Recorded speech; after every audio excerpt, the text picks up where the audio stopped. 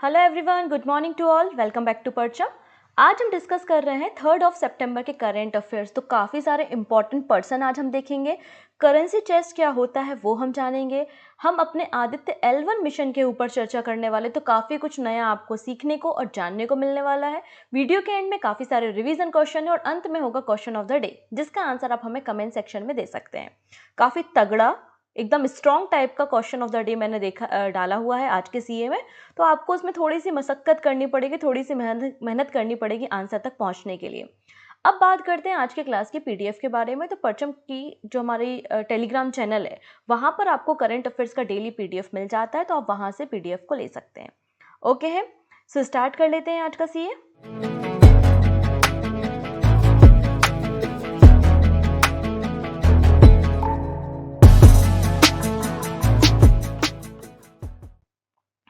सबसे पहले कुछ इंपॉर्टेंट पर्सन जो न्यूज़ में है, तो ये है मनीष देसाई। इन्हें principal director general of PIB appoint किया है, क्योंकि हम सबसे ऑथेंटिक जो सोर्स मानते हैं न्यूज़ को कलेक्ट करने का, करंट अफेयर्स पढ़ने का, वो हम पीआईबी को ही मानते हैं।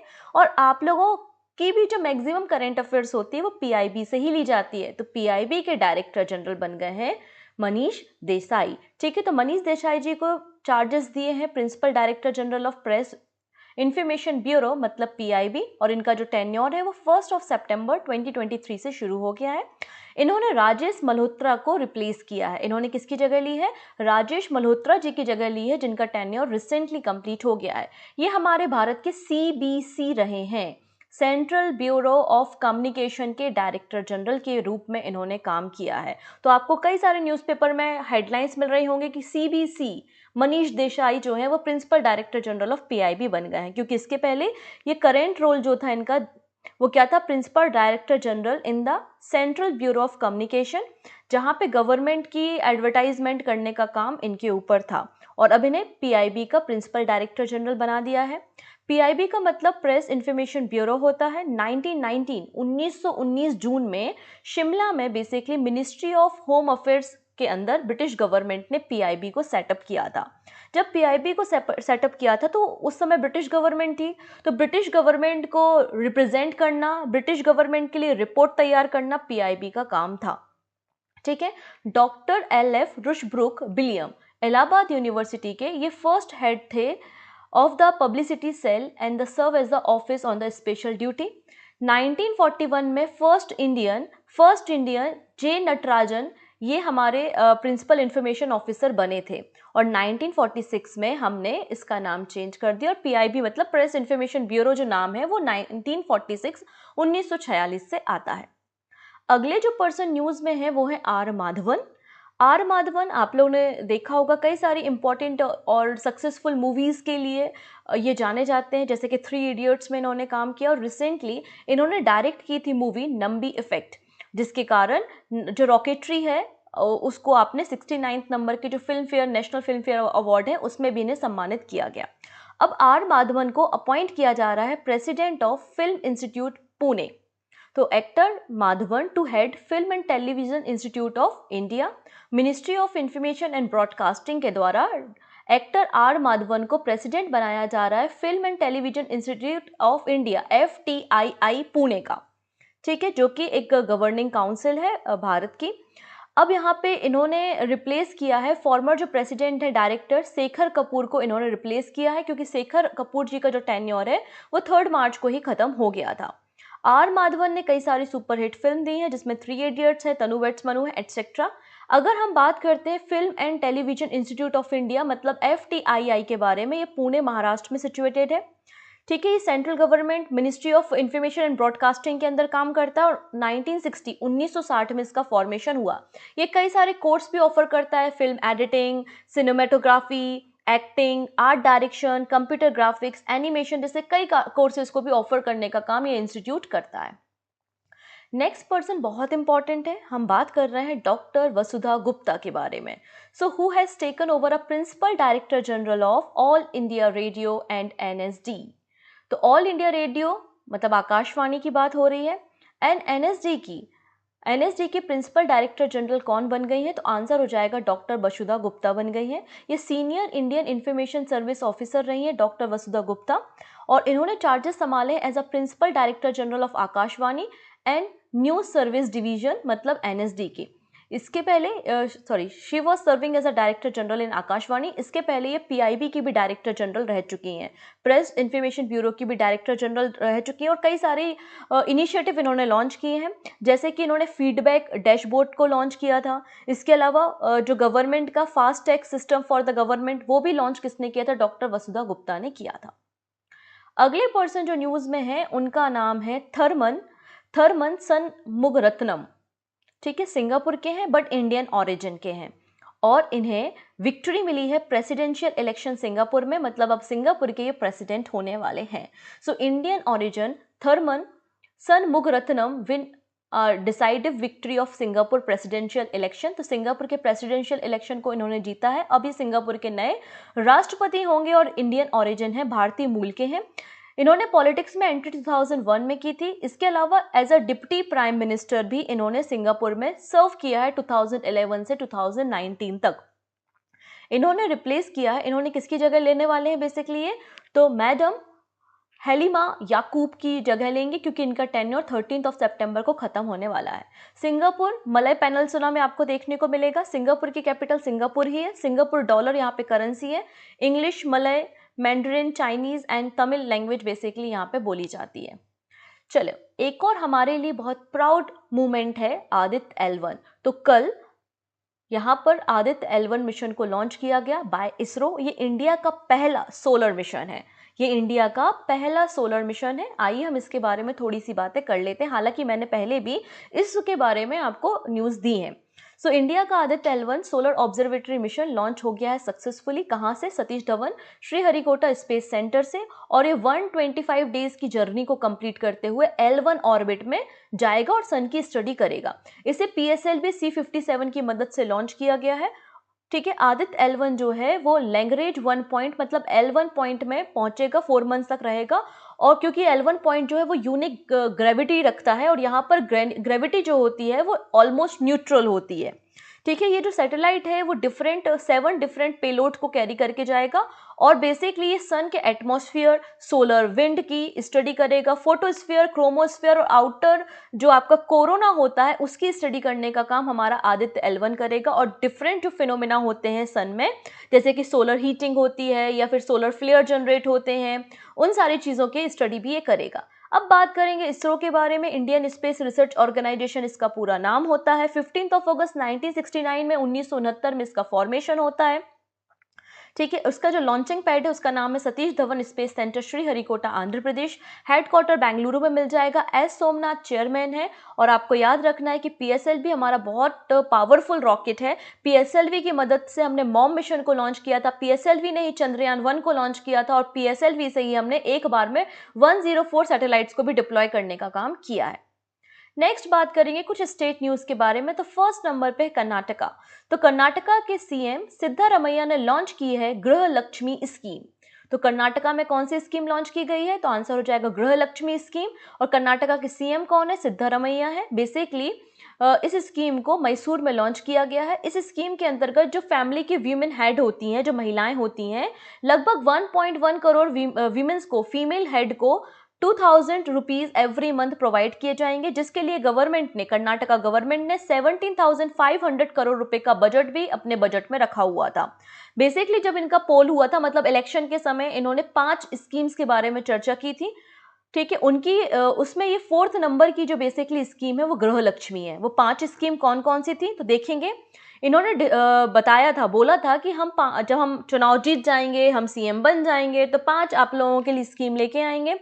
शक्ति, गृह ज्योति, अन्न भाग, और चौथी नंबर की हो गई गृह लक्ष्मी स्कीम। 5वें नंबर की जो स्कीम आएगी, 5th नंबर की, वो आएगी युवा निधि स्कीम, जिसको बहुत जल्दी लॉन्च किया जाएगा कर्नाटका गवर्नमेंट के द्वारा। इसके द्वारा क्या होगा, यूथ जो है, अनएम्प्लॉयड यूथ है कर्नाटका स्टेट में, उनको बेसिकली कुछ फाइनेंशियल हेल्प की जाएगी। अब कर्नाटका की कैपिटल क्या है? बेंगलुरु है। सिद्धारमैया यहाँ पे चीफ मिनिस्टर है। Deputy chief minister DK Shiv Kumar, और गवर्नर थावरचंद गहलोत है। ओके, नेक्स्ट बात करते हैं पिंक टॉयलेट। तो पिंक टॉयलेट बनने जा रही है कहाँ पे? त्रिपुरा में। Okay, Tripura to set up pink toilet for women. Tripura government, जो त्रिपुरा के सीएम है मनीष शाह, उन्होंने रिसेंटली कहा है कि हम इंस्टॉल करेंगे pink toilet for the women in urban areas, और इनको नाम दिया है पिंक टॉयलेट। इन्होंने अपनी स्पीच में बताया कि जो सेल्फ हेल्प ग्रुप होते हैं, जो लघु लघु उद्योग होते हैं, जो महिलाएं रन करती हैं, तो सेल्फ हेल्प ग्रुप की भी काउंटिंग जो है वो इंक्रीज हो गई है। 2018 में 4000 थे, वहीं 2022 में 50,000 सेल्फ हेल्प ग्रुप जो है वो त्रिपुरा में काम कर रहे हैं। ठीक है, ये जो पिंक टॉयलेट के बारे में अर्बन एरियाज में बनाने के लिए बजट में भी बात की गई थी। गवर्नमेंट ने 33% रिजर्वेशन भी रखा है, 33% रिजर्वेशन भी रखा है वीमेंस के लिए गवर्नमेंट जॉब्स में। इसके अलावा जो आपके शॉपिंग कॉम्प्लेक्स, गवर्नमेंट के शॉपिंग कॉम्प्लेक्स होते हैं, दुकानें होती हैं छोटी छोटी सी, आप लोग ने देखी होंगी, उसमें भी 50% रिजर्वेशन जो होगा वो फीमेल के लिए रहेगा। वीमेन एम्पावरमेंट के लिए त्रिपुरा स्टेट काम कर रही है, जिसकी कैपिटल अगरतला आपको देखने को मिलेगी। नेक्स्ट बात करेंगे गुजरात से। Union health minister inaugurates Amrita Patel public health centre in Gujarat. Amrita Patel public health centre Gujarat में इनॉग्रेट किया गया है मनसुख मंडाविया के द्वारा। मनसुख मंडाविया हमारे यूनियन हेल्थ मिनिस्टर हैं। ठीक है, अब ये अमृता पटेल कौन है जिनके नाम पर ये पब्लिक हेल्थ सेंटर गुजरात में सेटअप किए जा रहे हैं? उनको सम्मान देने के लिए ऐसा इन्होंने क्या किया?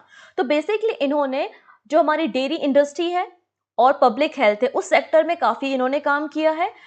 जो डॉक्टर अमृता पटेल हैं वो फर्स्ट वीमेन एग्जीक्यूटिव भी रही हैं अमूल की, और चेयरमैन रही हैं national dairy development board NDDB की। इन्होंने स्पेशली वीमेंस के लिए उनकी लिवलीहुड, उनकी जो जीविका है उसको सुधारने के लिए पब्लिक हेल्थ सेक्टर में काफ़ी काम किया, इसलिए गवर्नमेंट ऑफ इंडिया ने इन्हें पद्म भूषण अवार्ड भी दिया है। इसके अलावा डेयरी इंडस्ट्री में कॉन्ट्रीब्यूशन के लिए, इनके एनवायरमेंटल वर्क के लिए इंदिरा गांधी एनवायरमेंट अवार्ड भी इनको दिया गया है। ठीक है, इतनी चीज़ें क्लियर है। अगर हम बात करते हैं गुजरात के बारे में, तो गुजरात स्टेट का फॉर्मेशन 1 मई 1960 को होता है। गांधीनगर कैपिटल है। आचार्य देवव्रत गवर्नर है और चीफ मिनिस्टर भूपेंद्र भाई पटेल है। नेक्स्ट बात करेंगे, एनसीईआरटी और यूनेस्को ने मिलकर एक बुक लॉन्च की है जिसका नाम है लेट्स मूव फॉरवर्ड, और इस बुक को लॉन्च किया है श्री धर्मेंद्र प्रधान ने, जो कि हमारे एजुकेशन मिनिस्टर हैं, शिक्षा मंत्रालय को संभालने का काम करते हैं। तो आपको याद रखना है कि लेट्स मूव फॉरवर्ड जो कॉमिक बुक है वो किसने लॉन्च की है? तो डॉक्टर या फिर श्री धर्मेंद्र प्रधान ने की है। इस बुक को या कॉमिक बुक को किसने तैयार किया है? तो एनसीईआरटी एंड यूनेस्को ने मिलकर इस बुक को लॉन्च किया है। क्या है खास बात इस बुक के बारे में हमें जानना है। Okay, so union minister Dharmendra Pradhan launch creative comic book let's move forward during a function held at Kaushal Bhavan in New Delhi. ये जो बुक है लेट्स मूव फॉरवर्ड, ये बेसिकली हेल्थ के बारे में, ओवरऑल जो स्कूल में जाते हैं बच्चे, स्टूडेंट्स हैं, उनके ओवरऑल डेवलपमेंट के बारे में अक्रॉस द इंडिया ये बताती है। इस बुक को ज्वाइंटली क्रिएट किया है national council of educational research and training, मतलब एनसीईआरटी, और united nation educational scientific and culture organisation UNESCO, इन दोनों ने मिलकर इसे तैयार किया। ऑब्वियस सी बात है, under the department of school education and literacy, ministry of education के अंदर इस बुक को तैयार किया है। ये बुक जो है वो डिजिटल वर्जन में भी है, प्रिंट आउट मतलब हार्ड कॉपी और सॉफ्ट कॉपी दोनों में अवेलेबल है, और कई सारी लैंग्वेजेस में है, हिंदी, इंग्लिश, असमी, बंगाली, गुजराती, कन्नड़, मलयालम एटसेट्रा। ठीक है, और ये इलेक्ट्रॉनिक वर्जन जो है कॉमिक बुक का वो यूनेस्को की साइट पे और एनसीईआरटी की साइट्स पे भी अवेलेबल होगा। अगर हम बात करते हैं यूनेस्को के बारे में, तो यूनेस्को हमें पता है 16 नवंबर 1945 में लंदन यूके में इसका फॉर्मेशन होता है, लेकिन पेरिस फ्रांस में आपको यूनेस्को का हेड ऑफिस मिल जाएगा। आद्रे अजोले यहाँ पे डायरेक्टर जनरल है, और 193 मेंबर्स कंट्री आपको यूनेस्को की देखने को मिल जाएंगी। अब टीचर्स डे आने वाला है 5 सितंबर को, और यहाँ पे गवर्नमेंट ऑफ इंडिया ने डिसाइड किया है कि टीचर्स डे पर हम नेशनल टीचर्स अवार्ड डिस्ट्रीब्यूट करेंगे। ये जानकारी हमें ministry of education, department of school education and literacy ने दी है, और ये अवार्ड प्रेजेंट करेंगी हमारी कंट्री की president Draupadi Murmu. Okay, so President of India to honor outstanding teachers with National Teachers Award 2023 on the 5th of September।